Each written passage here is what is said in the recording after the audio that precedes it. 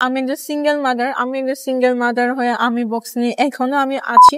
আমি আমার ফ্যামিলিকে বলি না, কারণ ফ্যামিলিকে বলে ফ্যামিলি আমাকে কখনো আসতে দিবে। আমি তেমন ফ্যামিলি সাপোর্ট পাইনি। বাংলাদেশে মেয়েদের ক্ষেত্রে অনেক কিছু বাধা সৃষ্টি হয়। এটা হচ্ছে আমাদের মেয়েদের খেলা না। আমাদের সমাজে কিন্তু এখনো যে আমাদের ছেলেদের ক্ষেত্রেও ফ্যামিলি থেকে জিনিসটা সাপোর্ট করে না যে বক্সিং এ ক্যারিয়ার করার ক্ষেত্রে। সেখানে আপনি মেয়ে হয়ে এই ধরনের একটা চ্যালেঞ্জ নিয়েছেন। হচ্ছে চিন্তাকারী হচ্ছে, তো তাদের ক্ষেত্রে আমাদেরকে রক্ষা করার জন্য, সেভ করার জন্য অবশ্যই আমাদের বক্সিং হোক, ক্যারাটে হোক, মার্শাল আর্ট হোক, আমাদের শেখার দরকার। প্রথমে আপনার কাছে জানতে চাবো যে অরবিন্দ লালওয়ানি বাংলাদেশে এসেছেন, এই বিষয়টাকে আপনি কিভাবে দেখছেন? এই বিষয়টাকে আমার মধ্যে ভালো যেহেতু উনি আমাদের বাংলাদেশে এসে আমাদের আমরা যারা ট্রেনার, তো ট্রেনার হলে হয়তো আমাদের কিছু খামতি আছে যে আমরা যেটা জানি না, তো সেটা উনি এখানে দেশে এসে তো ওই জিনিসটা আমরা জানতে পারছি ওনার কাছ থেকে। তো আমার ক্ষেত্রে উনি এই দেশে আসাটা আমার ক্ষেত্রে ভালো। আচ্ছা, এবার একটু জানতে চাচ্ছিলাম যে আপনার বক্সিং এ আসাটা আসলে কিভাবে শুরুর গল্পটাকে জানতে চাচ্ছিলাম। বক্সিং এ হ্যাঁ, বক্সিং আমি শুরু করছি 2017 সাল থেকে। তখন আমি ক্লাস 7-এ পড়ি। তো 17 সালে, বাট আপনারা তো জানেন যে বাংলাদেশে মেয়েদের ক্ষেত্রে অনেক কিছু বাধা সৃষ্টি হয়। সামাজিক বাধা রয়েছে, সামাজিক, তারপরে হচ্ছে ফ্যামিলি। হ্যাঁ, হয়তো আমার ফ্যামিলি প্রথমে আমাকে বক্সিং, যখন আমি বক্সিং কোর্স করি আমাদের তখন বিকিসপি থেকে একটা স্যার মাহফুজ স্যার আসছিল, আমাদের বান্দরবানে, আমি হচ্ছে বান্দরবান থেকে। তো আমাদের কোর্স এটা আমি আমার ফ্যামিলিকে বলি আমি পড়ছিলাম, বাট আমার ফ্যামিলি বলছে কারণ এটা হচ্ছে আমাদের মেয়েদের খেলা না, তো বিকজ এটা ছেলেদের গেম। তো সেই হিসেবে আমাকে আমি তেমন ফ্যামিলি সাপোর্ট পাইনি।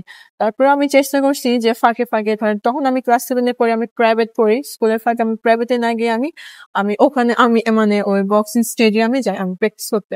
তো ওইটার ফাঁকে যখন 2018 সালে জুনিয়র যুব গেমস হয়, তখন আমি অ্যাটেন্ড করি চট্টগ্রাম বিভাগ থেকে। তারপরে তখন আমার পদক, আমি তখন 48 ওয়েটে যখন আমি গোল্ড মেডেল পাই চট্টগ্রাম বিভাগ থেকে বান্দরবান।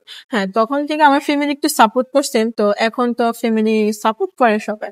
বাট প্রথমে অনেক কষ্ট হয়েছে বক্সিং এ, যে বক্সিং প্র্যাকটিস করা, বক্সিং এ যে আসা। তো আমি যখন চট্টগ্রামে আসছি ট্রেনিং করতে, তো আমি আমার ফ্যামিলিকে বলি না, কারণ ফ্যামিলিকে বলে ফ্যামিলি আমাকে কখনো আসতে দিবে। আমরা দেখি যে আমাদের সমাজে কিন্তু এখনো যে আমাদের ছেলেদের ক্ষেত্রেও ফ্যামিলি থেকে জিনিসটা সাপোর্ট করে না যে বক্সিং এ ক্যারিয়ার করার ক্ষেত্রে। সেখানে আপনি মেয়ে হয়ে এই ধরনের একটা চ্যালেঞ্জ নিয়েছেন, তো সেক্ষেত্রে কি আপনার কোনো মোটিভেশনের জায়গা ছিল বা কেউ আপনাকে ইন্সপায়ার করেছে? ইন্সপায়ার করেছে, এটা একটা কথা। হ্যাঁ, বক্সিং এ আমার একটা কাজিন বোন হয়, ও নাম হচ্ছে জুলিয়েট, ও বিকেএসপি থেকে এখন বের হয়েছে। ও হচ্ছে আগে বক্সিং এ খেলতো। তো ওরে দেখে আমার একটু আগ্রহটা বাড়ছে যে ও বক্সিং প্র্যাকটিস করতেছে, সো আমি কেন পারবো না, আমিও পারবো। আমিও না হয় যদি ভাগ্য থাকে, যদি ভালো কিছু করতে পারি দেশের জন্য, তো আমাকে দেখে আরো 5 জন মেয়ে আগ্রহ বাড়বে।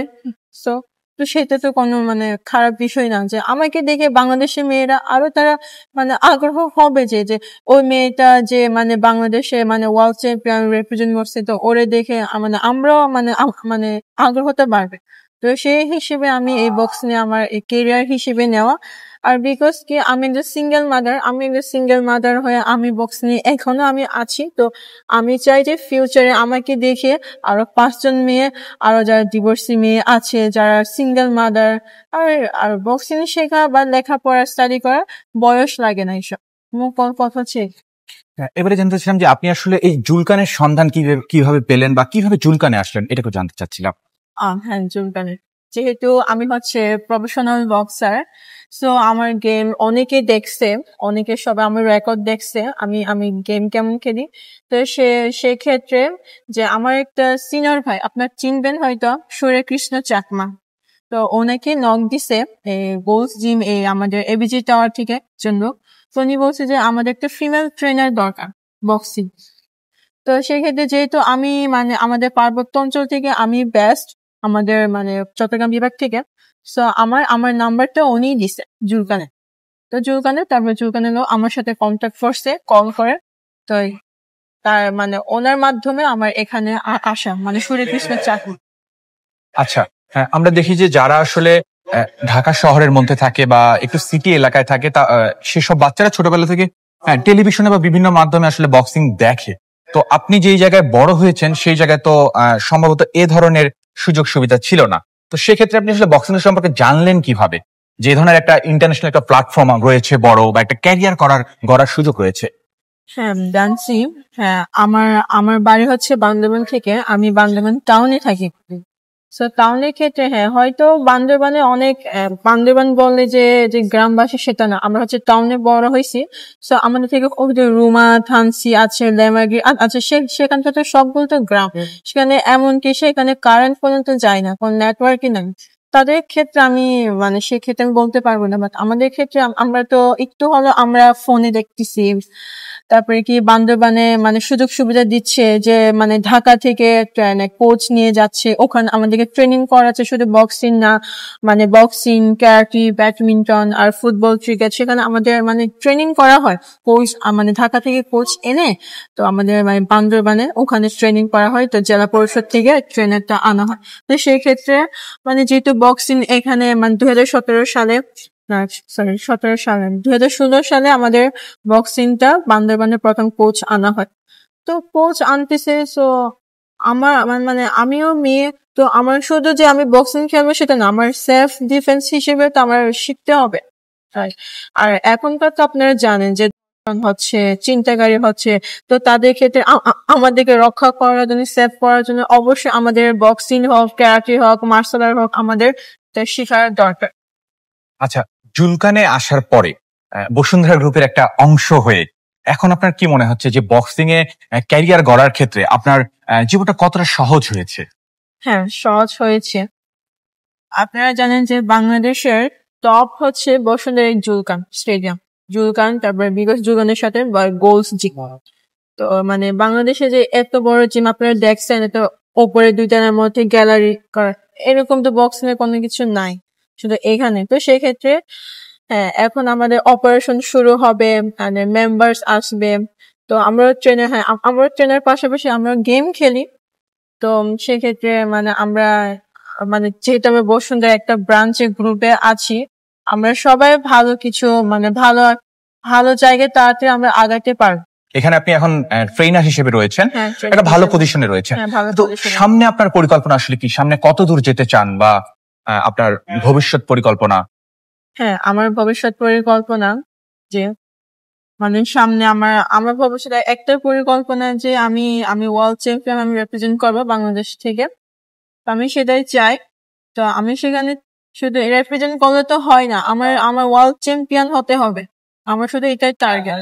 শুধু আমার না, আমার মতন যারা যারা মানে জেলা জেলা কোনে কোনে মেয়ে আছে তাদের এটাই স্বপ্ন, যেমন তারাও যেন আমাকে দেখে যেন তারা যেন মানে মানে মানে আগ্রহ হতে পারে, যে যেন মানে কয়েকজন থাকে না মানে বক্সিং কয়েকটা গেম করলো আর আরে না হবে না, মানে আমি মনে হয় বক্স নিয়ে আগাতে পারবো না। মানে সে মানে সে মন মানসিকতা যেন না থাকে তাদের মনে, যে আমিও পারবো, আমিও ছাড়বো না।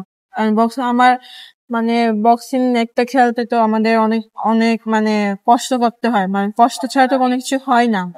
যেমন করে আমি যে এই পর্যায়ে আসছি, অনেক কিছু বাধা থেকে আমি পার হয়ে আসছি, অনেক কষ্ট করে আমি এই জায়গায় আসছি না।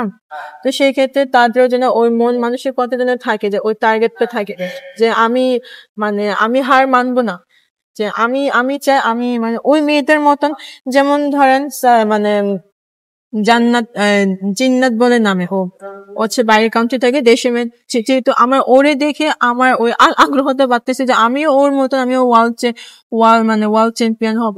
এই টার্গেটটা থাকতে হবে প্রত্যেকটা মেয়ে আর প্রত্যেকটা ছেলে। আচ্ছা, আপনি এই ধরনের একটা প্রত্যন্ত অঞ্চল থেকে এই জায়গায় এসেছেন অনেক চ্যালেঞ্জের সম্মুখীন হয়ে। তো এই সফর থেকে কিন্তু আপনি অনেক শিক্ষা পেয়েছেন, বা যারা নতুন যারা বক্সিং এ আসতে চায় সেই মেয়েদের উদ্দেশ্যে আপনারা কি বলবেন? সেই মেয়েদের উদ্দেশ্য একটাই বলবো, যে এখন হচ্ছে এখনকার দেশের পরিস্থিতি অনেক খারাপ। তো আমাদের মেয়ে ধরেন অনেকে মানে কোচিং থেকে আসতে বা স্কুল শেষ করে, কলেজ শেষ করে তার কোচিং যায়, মানে বাসায় ফিরতে ফিরতে লেট হয়, রাত হয়, 9টা-10টা তো অবশ্যই বাজে। তো সেক্ষেত্রে দেশের অবস্থা অনেক খারাপ, আমাদের ধর্ষণ হচ্ছে মেয়েদের, তারপরে ছিনতাইকারী হচ্ছে। সেই হিসেবে নিজেকে সেফটি রাখার জন্য অবশ্যই আমাদের এই পদক্ষেপটা নিতে হবে যে বক্সিং শেখা, ক্যারাটে শেখা, সেলফ ডিফেন্সের জন্য। ঠিক আছে। আচ্ছা, আপনাকে অসংখ্য ধন্যবাদ আমাদেরকে সময় দেওয়ার জন্য। আশা করি ভবিষ্যতে আপনি বাংলাদেশের যারা হচ্ছে তরুণ বক্সার রয়েছে তাদের জন্য অনুপ্রেরণা হয়ে উঠবেন। ইনশাআল্লাহ।